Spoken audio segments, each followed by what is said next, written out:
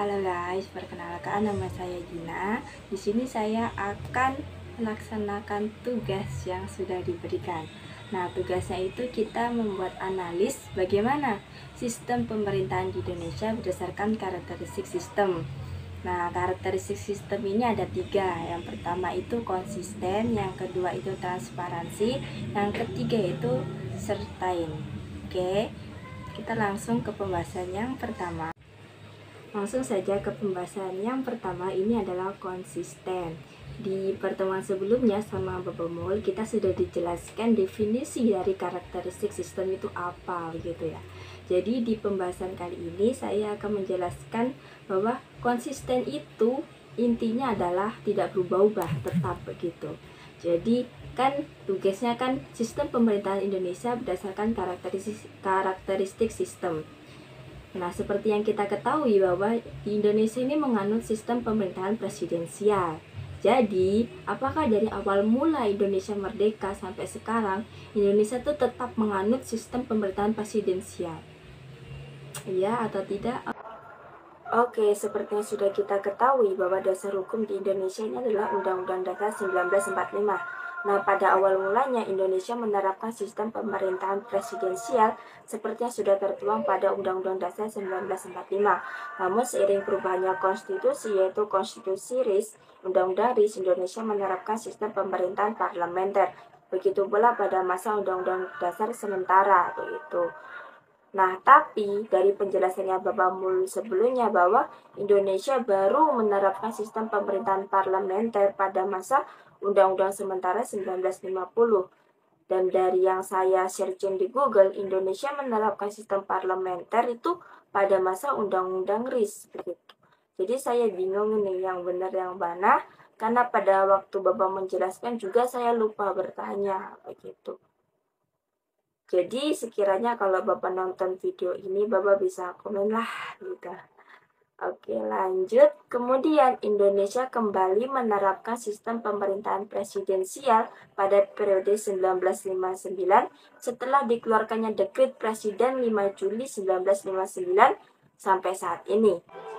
Nah, dari penjelasan ini kita bisa tahu bahwa Indonesia sudah menerapkan sistem pemerintahan presidensial, parlementer, kemudian kembali lagi ke presidensial gitu. Apakah Indonesia konsisten dalam menerapkan sistem pemerintahannya? Kalau menurut saya sih tidak, karena Indonesia sudah beberapa kali mengganti sistem pemerintahannya, jadi tidak konsisten ya menurut saya loh begitu. Terus dari apa yang saya pernah baca begitu, bahwa di sistem pemerintahan presiden yang sekarang ini Indonesia masih mengambil unsur-unsur dari sistem pemerintahan parlementer. Jadi terkesan bahwa sistem pemerintahan kita ini campuran begitu, menganut sistem pemerintahan presidensial tapi masih ada unsur-unsur parlementernya begitu. Padahal di undang-undang jelas bahwa sistem pemerintahan kita presidensial gitu. Jadi gitu. Selanjutnya di pembahasan yang kedua ini adalah transparansi atau keterbukaan. Jadi pemerintahan yang transparansi ini adalah suatu sistem di mana pemerintah dalam menyelenggarakan aktivitasnya terdapat keterbukaan aliran informasi sehingga mudah diakses oleh setiap lapisan masyarakat. Jadi di pembahasan yang kedua ini yang bisa saya tangkap maksudnya ini adalah apakah dalam sistem pemerintahan Indonesia dalam pelaksanaan pemerintahan terdapat unsur-unsur transparansi atau keterbukaan tidak di dalamnya begitu. Jadi menurut saya ini tergantung pemerintah itu sendiri, dia mau terbuka atau tidak. Contoh, pasti kita pernah dengar kayak penimbunan dana bansos. Nah, kalau ada penimbunan dana bansos ini berarti pemerintah itu tidak terbuka begitu. Kita sebagai warganya misal, kita pasti tidak tahu kalau kita dapat bantuan begitu karena tidak ada keterbukaan dari pemerintah begitu. Terus contoh lagi nih dalam skala besarnya, pasti kita tahu KPU ini salah satu lembaga independen di Indonesia yang menerapkan sistem transparansi keterbukaan. Jadi kita sebagai warganya tahu, oh yang menyalonkan ini siapa-siapa, terus bisa dapat hasilnya begini, kita tahu karena terbuka begitu. Terus contoh lagi nih, contoh dalam skala kecilnya desa, kampung gitu kan. Ini pengalaman saya pribadi ya, saya pernah turun di 2 kampung. Nah, kampung yang satu nih tidak terbuka, yang satu terbuka sekali. Nah, dalam keterbukaan itu kita tahu berapa pengeluarannya, bantuan ini buat apa saja, dan pokoknya kita adalah tahu pengeluarannya ini dari mana aja gitu, buat apa saja. Nah, yang kampung yang satunya ini kayak contoh kemarin ada bantuan BLT gini. Nah, di situ tuh terjadi konflik bahwa kemarin tuh aku dapat, tapi kenapa sekarang aku tidak dapat, dan itu tidak dijelaskan oleh aparatnya, dan itu kan terjadi kayak perselisihan begitu. Harusnya adanya keterbukaan gitu. Selanjutnya yang ketiga ini dan yang terakhirnya adalah sertain. Sertain itu apa?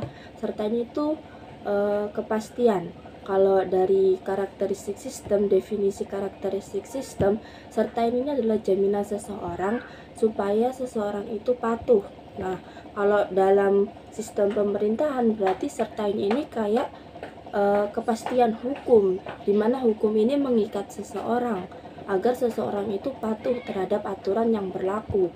Kalau kita melanggar, kita akan mendapatkan pelanggaran, kita akan mendapatkan sanksi. Kalau kita tidak melanggar, kita aman begitu. Jadi adanya sesuatu yang mengikat, dan kita sebagai warga negara wajib. Contohnya aja kayak membayar pajak. Kita sebagai warga negara itu wajib membayar pajak. Nah, kalau kita membayar, kita aman. Kalau kita melanggar, ya kita akan mendapatkan sanksi begitu.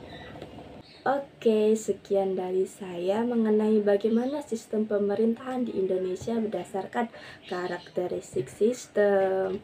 Oke, akhir kata sebelumnya saya minta maaf jika ada kesalahan kata, salah ucap, salah bicara, salah logat, salah-salah atau memang salah semua yang saya bahas. Ya, ini memang analisa saya, apa yang saya pahami. Kalau memang salah berarti ya perlu belajar lagi, kita belajar lagi, saya belajar lagi. Oke, sekian dari saya. Bye bye.